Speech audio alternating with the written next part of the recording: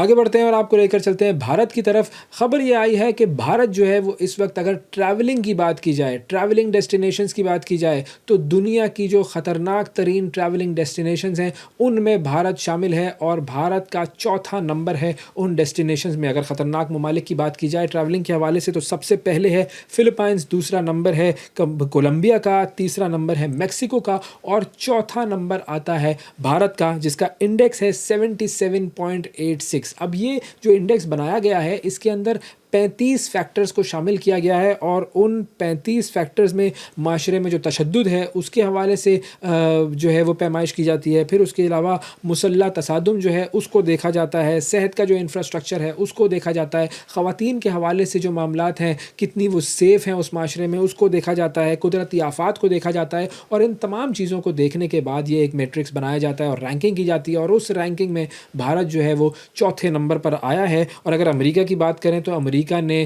भारत को exercise increased caution यानी level 2 की कैटेगरी में रखा है। और जो लोग अमेरिका से भारत जाते हैं उनको कहा जाता है कि वो आप जो है वो अपने आप को बहुत ज़्यादा सेफ़ रखने की कोशिश करें, और ख़ास तौर पर मकबूजा कश्मीर के हवाले से। फिर अगर यूरोपीय ममालिक की बात की जाए, कनाडा की बात की जाए, ऑस्ट्रेलिया की बात की जाए, तो वहाँ से भी जब लोग भारत जाते हैं तो उनको ख़ास तौर पर एडवाइज़री दी जाती है कि आप लोग अपने आप को सेफ़ रखें। और ख़ास तौर पर ख़वातीन के हवाले से दिल्ली में जिस तरीके से ख़वातीन के और टूरिस्ट्स के रेप हुए हैं उसके हवाले से ख़वातीन को भी ख़ास तौर पर ख़बरदार किया जाता है कि अगर आप भारत ट्रैवल कर रहे हैं तो आपको अपने आप को बहुत ज़्यादा सेफ़ रखना है। तो ये है जी मोदी के भारत की हकीकत।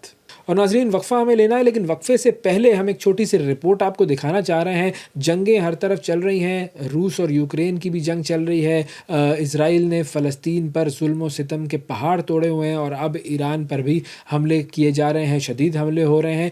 दुनिया भर के जो ममालिक हैं वो अपना डिफेंस बजट जो है, डिफेंस स्पेंडिंग जो है उसको बढ़ा रहे हैं। कहाँ पर पहुंची है ये डिफेंस स्पेंडिंग दुनिया के ममालिक की, आइए आपको दिखाते हैं। दुनिया भर में सिक्योरिटी खदशात के तनाजुर में मुल्कों की तरजीहात तब्दील हो रही हैं।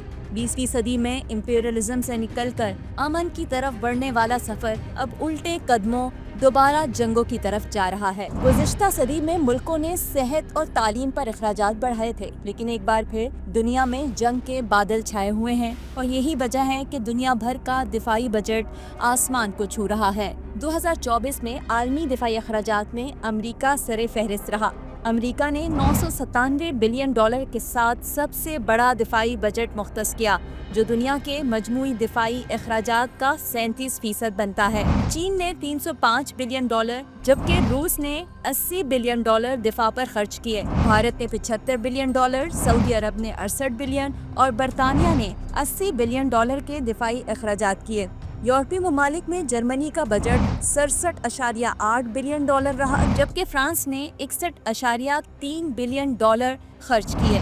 जापान ने 50 बिलियन और जनूबी कोरिया ने 47.6 बिलियन डॉलर अपने दिफा पर सर्फ किए। ये सिर्फ आदादो शुमार नहीं, बल्कि ये आलमी अमन और इस्तेहकाम के लिए एक संगीन चैलेंज भी है। पाकिस्तान का दिफाई बजट इस फहरिस्त में निस्बतन कम है। पाकिस्तान ने तकरीबन 9 बिलियन डॉलर दिफा पर खर्च किए, जो उसके जीडीपी का 2% से ज़ायद है। पाकिस्तान की दिफाई हिकमत अमली में सरहदी सिक्योरिटी, दहशतगर्दी के खिलाफ जंग और जदीद फौजी साजो सामान का हुसूल मरकजी हैसियत रखता है। और अब बात करते हैं कुछ माहौलियाती आलूदगी की, कुछ मौसमियाती तब्दीली की। अगर हम पाकिस्तान की बात करें तो पाकिस्तान में चाहे लोग कराची में रह रहे हों या इस्लामाबाद में रह रहे हों, 40 से 45 डिग्री बल्कि उससे भी ज़्यादा टेम्परेचर जो है वो लोग एक्सपीरियंस कर रहे हैं। शदीद गर्मी है इस वक्त पाकिस्तान में। और अगर हम दुनिया भर की बात करें तो अमेरिका की ही मैं मिसाल आपको देता हूँ। अमेरिका की ही एक ख़बर मैं पढ़ रहा था आज और उसमें ये लिखा था कि अमेरिका में एक हीट डोम जो है वो एक्सपीरियंस करेंगे लोग, और उस हीट डोम का मतलब ये है कि टेम्परेचर इस कदर बढ़ जाएगा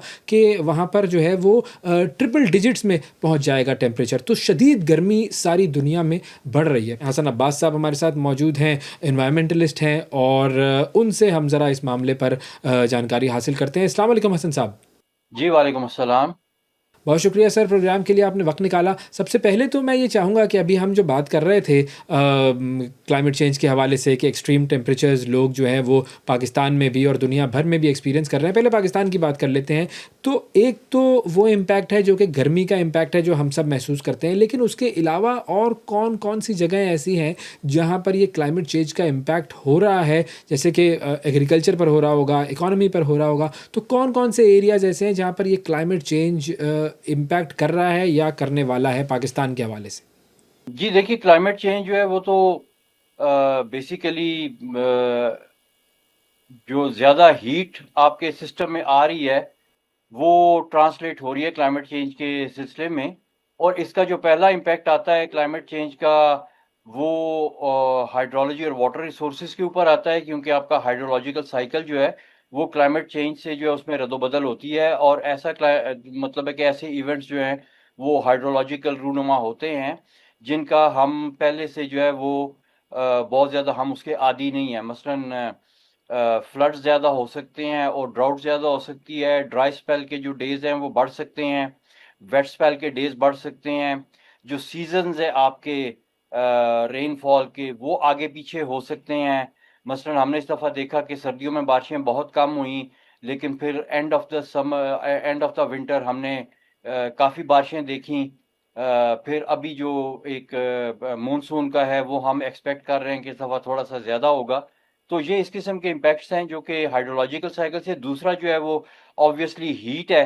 तो हीट का जो इम्पैक्ट है वो ये है कि एक तो ये हीट वेव्स आती हैं, लोगों को गर्मी लगती है और उससे जो है वो हीट स्ट्रोक और इस तरह की जो है वो प्रॉब्लम्स होती हैं। तीसरा इसका इम्पैक्ट जो है वो हमारी फूड प्रोडक्शन के ऊपर है, क्योंकि अगर हीट ज़्यादा हो जाए तो कुछ ऐसे फल हैं, कुछ ऐसी मतलब है कि हम जो अनाज उगाते हैं उसकी पनीरी हो सकता है या उसके बीज जो हैं वो ठीक टाइम पे जर्मिनेट ना करें या इनफ जर्मिनेशन ना हो, या उनके फल पकने के टाइम के ऊपर ठीक टेम्परेचर ना हो, तो वो फल का जो है वो उसकी जो है वो जो क्वांटिटी रिक्वायर्ड है या एक्सपेक्टेड है उससे कम या ज़्यादा हो जाएँ। तो ये इस किस्म के इम्पैक्ट्स हैं जो आपके एग्रीकल्चर सेक्टर को, आपके हाइड्रोलॉजिकल सेक्टर को और आपके हेल्थ सेक्टर को इम्पैक्ट करती हैं। तो मेनली हमारे जो क्लाइमेट के चैलेंजेज़ हैं वो यही हैं। तो जो वाटर स्कैर्सिटी है, वो कितना बड़ा इश्यू बन चुका है पाकिस्तान के लिए? ख़ास तौर पर जब हम ये देखते हैं कि भारत ने सिंध-तास मुआहिदा जो है वो मुअत्तल कर दिया और अभी भी भारत की हठधर्मी बरकरार है। तो उसकी वजह से भी और वैसे भी पाकिस्तान में वाटर स्कैर्सिटी जो है वो कितना ज़्यादा असरअंदाज़ हो रही है? क्योंकि बहुत सारी ख़बरें ये भी आ रही हैं कि पंजाब में जो क्रॉप्स हैं, उन पर बहुत ज़्यादा असर हो रहा है, एग्रीकल्चर पर बहुत ज़्यादा असर हो रहा है।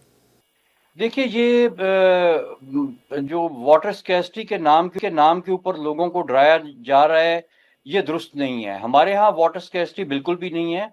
हमारे पास बहुत ज़्यादा पानी है और इंडस रिवर सिस्टम जिसके बीच में हमारी तकरीबन 90% आबादी रहती है, वहाँ पे तो बिल्कुल भी वाटर स्कैर्सिटी नहीं है। हाँ, स्कैर्सिटी है तो वाटर मैनेजमेंट की है और वाटर एजुकेशन की है even at the highest level. हमारे पास वाटर के एक्सपर्ट्स नहीं हैं, सीधी-सी बात है। हमें पता ही नहीं कि हमारे पास कितने पानी के रिसोर्सेज़ हैं, हमें पता ही नहीं है कि उन रिसोर्सेज़ को इस्तेमाल कैसे करना है। हमारे यहाँ हर जो टेक्निकल मसला है पानी से रिलेटेड वो सिविल इंजीनियर्स को दे दिया जाता है और सिविल इंजीनियर अपनी तालीम और तरबियत के हिसाब से सिवाय कंक्रीट पोर करने के उसका कोई और हल निकाल नहीं सकते। ये काम है हाइड्रोलॉजिस्ट का, हाइड्रोजियोलॉजिस्ट का, वाटर एक्सपर्ट्स का, एनवायरमेंटलिस्ट का और जो आपके हैं प्लानर्स होते हैं उनका काम है। जो आपकी म्युनिसिपल प्लानिंग है, आपकी एग्रीकल्चर प्लानिंग है, ये लोग हैं जिनका काम है कि ये इस चीज़ के ऊपर अपने जो है वो प्रोजेक्ट्स बनाएँ।